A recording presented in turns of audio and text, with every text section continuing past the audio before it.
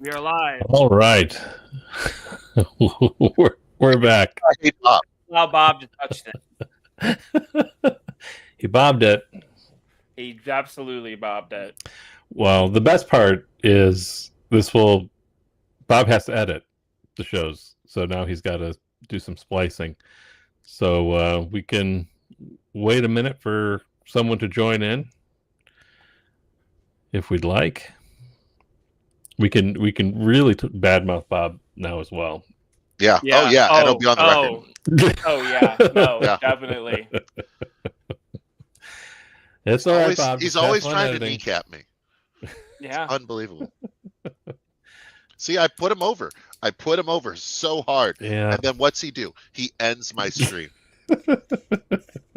He ends the interview where I get to talk about myself. If he can't be a part of it, he's got to end it. Yep. Nope. I'm Bob. I'm leaving. Oh, bye, everybody. Oh, well. Poor guy. It's fine. He's probably going to edit all this out. I hope so. Oh, no. I mean, I'm talking about making fun of him. Oh, I see. Okay. Oh, boy. Did you guys see that while we're waiting for... where do we see... Have people joined? Other Yeah, than we got Bob? 2 people watching. Oh, okay. The top left. Top left. I'm not letting you back in, Bob. Fine. Here he is. I am here to quickly Hang up on him, Jim. Hang up on him right now. Don't let him get a word in. You get him out of here. I am here.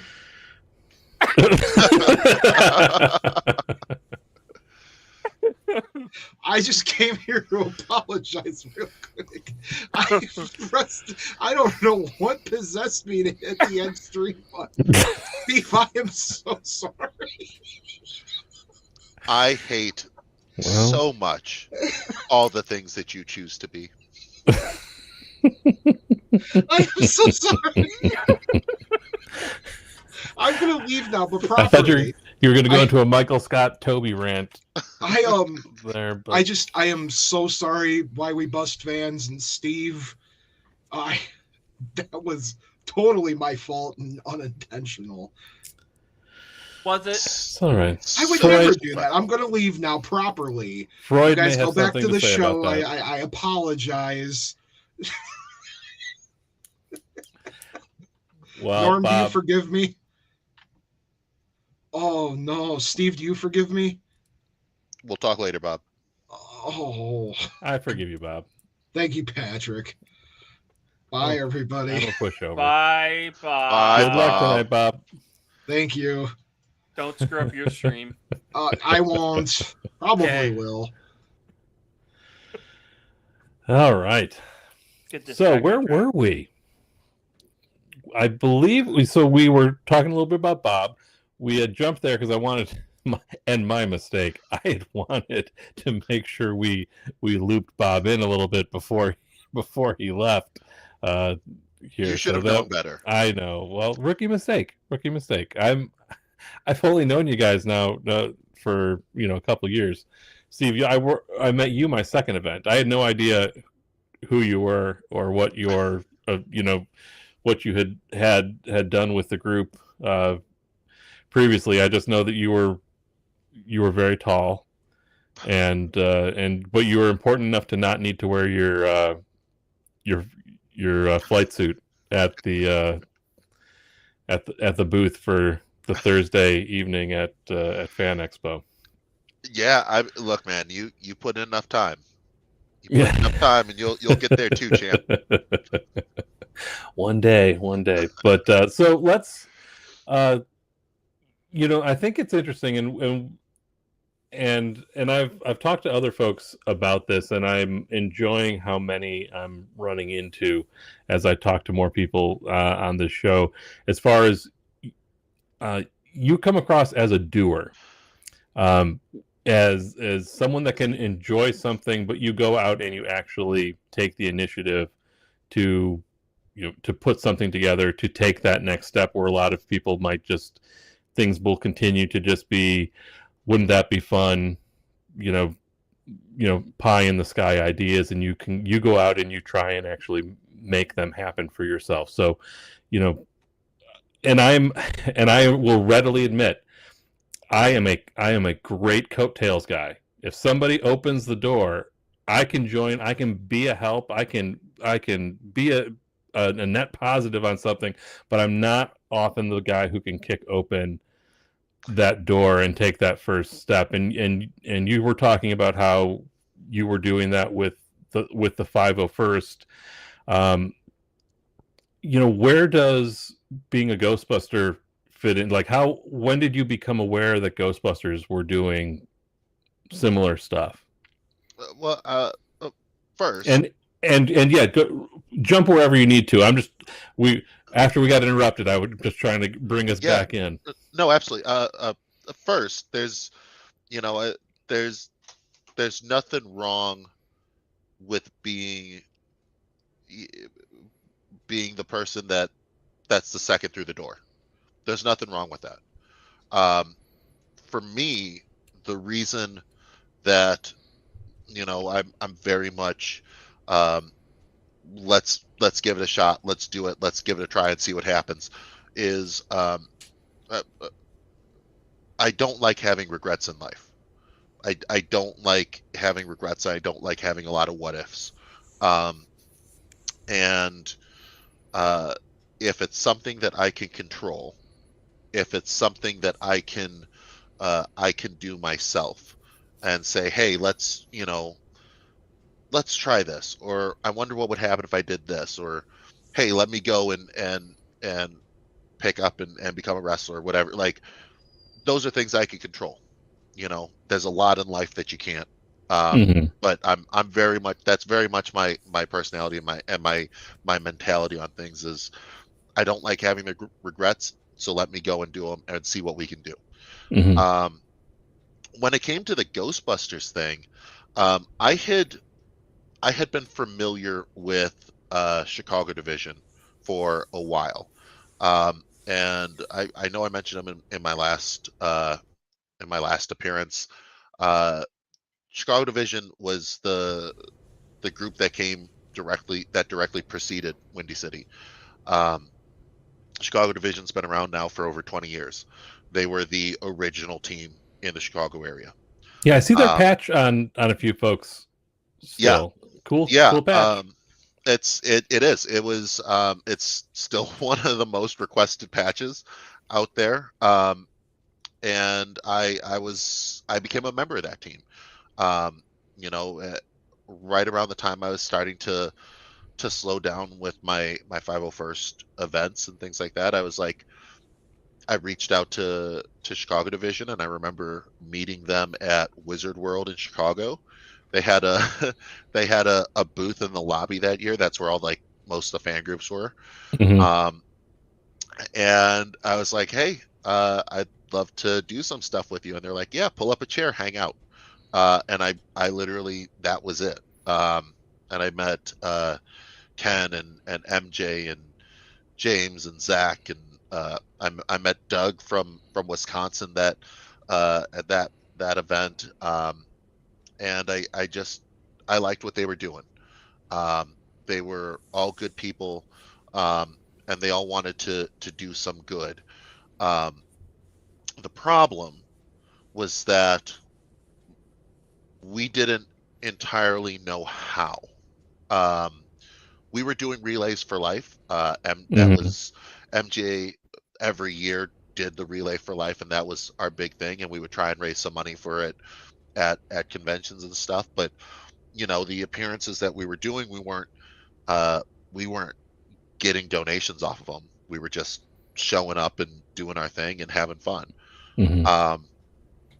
It really wasn't until the creation of Windy City that things became slightly more formalized. And that was a Windy City thing. When the two teams, when the group from Windy City separated from Chicago Division, that was one of the big things they wanted to do, was to do more charitable work and make a bigger charitable impact. And that's really what Windy City's ended up becoming, ended up getting built on, is that concept. Chicago Division,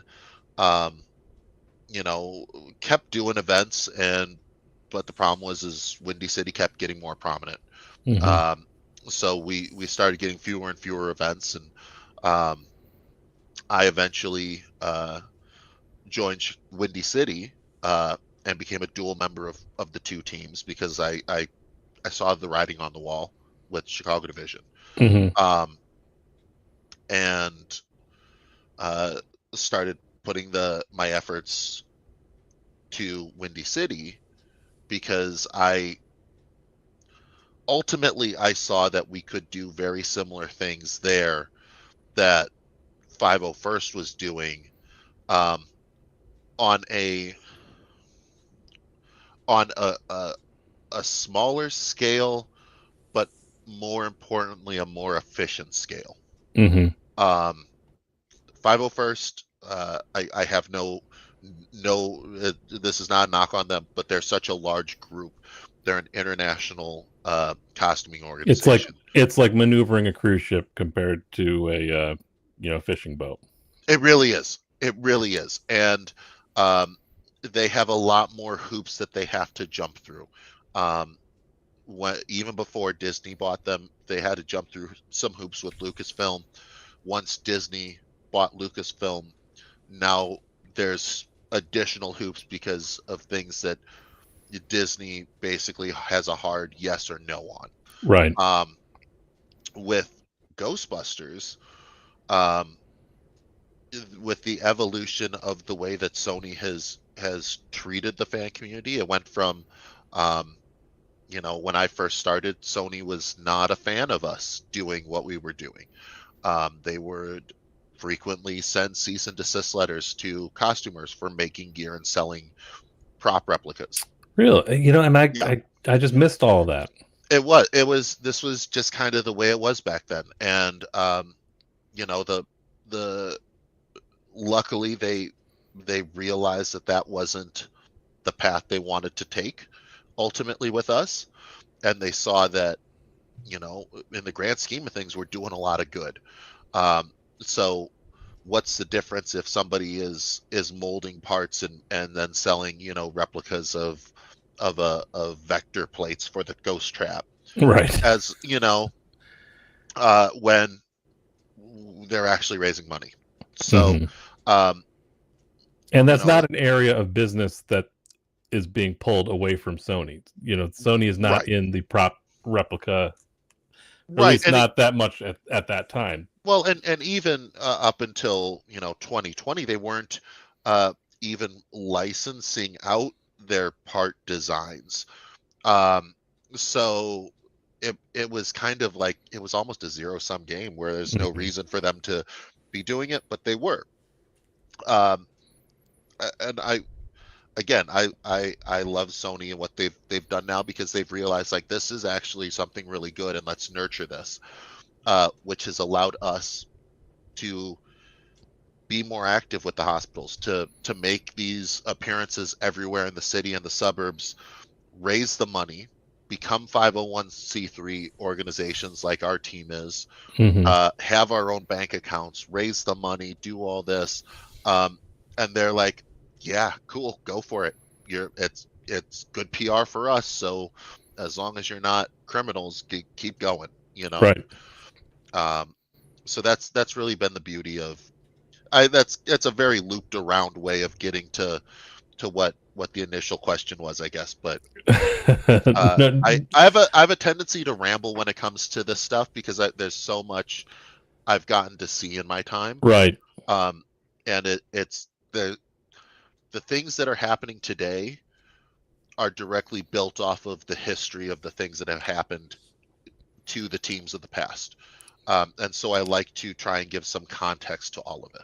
Yeah, and that, and you did, because part of what we're we're running low on time, and I have about 10 more questions I wanted to get to, so I'm not going to get to them all.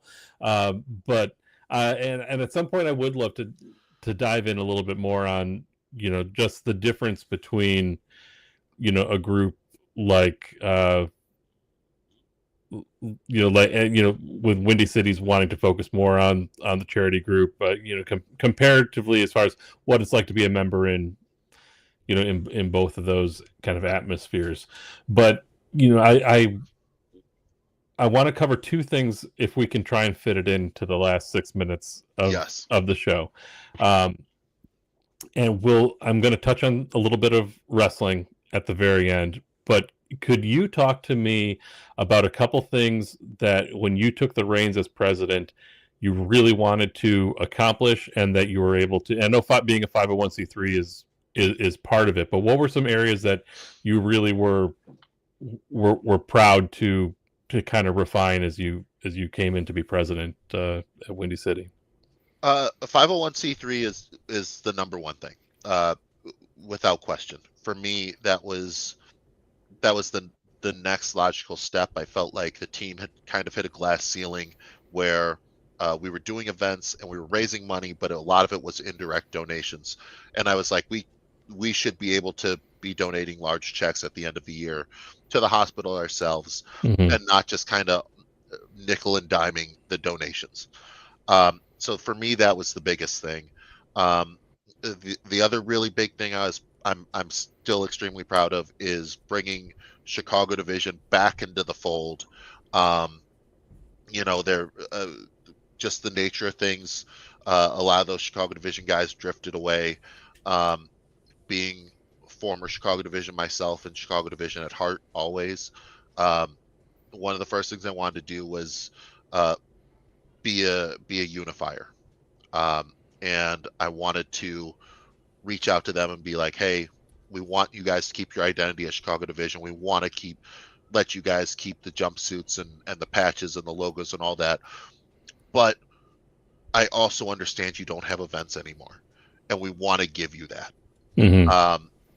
And so we created, myself and the executive committee created a new branding of a legacy team, which allowed Chicago Division to be basically absorbed by Windy City, but keep their entire identity. Mm-hmm. But they now have to follow the rule book of Windy City, and the bylaws, and we're in charge of the social media, so we're able to keep that going and all that. So that was my other really big thing. For me, having been around for so long, the charity aspect was huge for me, and trying to kind of be a positive light in a fan community, because fan communities can be terrible regardless of which community you're in. They all have their BS, they all have their drama. I wanted us to become that beacon of light, where other teams can look at us and say, oh my God, look at what Chicago's doing, look at what Windy Mm-hmm. City's doing. Let's see if we can aspire to their level. Right, a stronger together approach. Absolutely. But yeah, and I love that, and I think that's a great legacy to carry with you. And I joined in 2023, so all this had already been done, and so it's all I know, and it's and I love that about the group. And so being mindful of time. Yes. You've seen the movie Over the Top with Sylvester Stallone. Yes. When he takes his hat and he turns it around, and it's like flipping a switch. Yeah. You wear that hat and have to turn it around at times. Yeah. How do you balance being the charitable Steve Szyndrowski, dropping off toys at a hospital at Christmas time, and then having to flip that switch and walk through the curtain to the squared circle, on the other days of the week that you're not being a Ghostbuster? It's just that it's a switch, right? Like I can go from this and immediately switch it into Steve Michaels now talking to you and just running down how stupid Bob is for ending the stream earlier, and then just bring it right back to this. For me, Steve Michaels is an extension of Steve Szyndrowski, so I'm able to kind of go there when I need to, but at the same time, I'm all at the core of it. This is me. The charity, the friendships that I have through this team and through this community, that's me. Steve Michaels is me turned way up to 11. If there were zero consequences in the world, that's That's a really good way to look at it. That's what Steve Michaels is. It's me if I knew I could say and do anything I wanted to with zero repercussions. That's it. So it's fun to kind of go back and forth, and then at the same time, utilize my platform as Steve Michaels that I've gotten through OVW and Rocket Pro and all these other companies that I'm doing, to help then elevate everything that we're doing as a team with the Windy City Ghostbusters, to get more eyes on it. Because if you have the platform and you're not using it for some good, then what's the point? Absolutely. And let's give a quick plug. You have some upcoming events. I do here in the Chicago area, and where else? Anything else you got going on over the next few weeks? Yeah, actually, I'm flying out. I'm flying out tomorrow morning. I've got a show, Oos Wrestling in Hawaii, Honolulu, Hawaii. For if any of the Hawaii Ghostbusters are watching, I'm going to be at Hawaiian Brian's this Thursday night, wrestling for Oos Pro Wrestling. On the 25th, Rocket Pro Wrestling is airing the show that we just had on Saturday, Resolution. That's going to be they're going to have a special showing at Hollywood Boulevard. A bunch of us are going to be there. They're going to have specialty drinks and all this stuff. It's going to be a great Very time. cool. Have they done that before? They've done Rocket it a Pro? couple times before, and it's a really great partnership that we have with them. Come out, meet the wrestlers. We'll have merch set up, and then sit there and watch the premiere of the show before we release it on YouTube. And then Saturday 1st and 2nd, this is breaking here. I'm appearing for SICW in East Carondelet, Illinois. That's down in the St. Louis area. My first time there in 5 years. And then more importantly, back home, Rocket Pro Wrestling, February 8th, St. Joe's Park. I will be back with my RPW Heavyweight Championship. Very cool. Busy, packed schedule, and with all that going on, we appreciate you helping help us out of a jam by coming back for week 2 here. It's truly my joy and privilege. It's and all of us just can't thank you enough. It was great to hear more about your story. And again, we just scratched the surface, Steve. So I'm a very complex human being.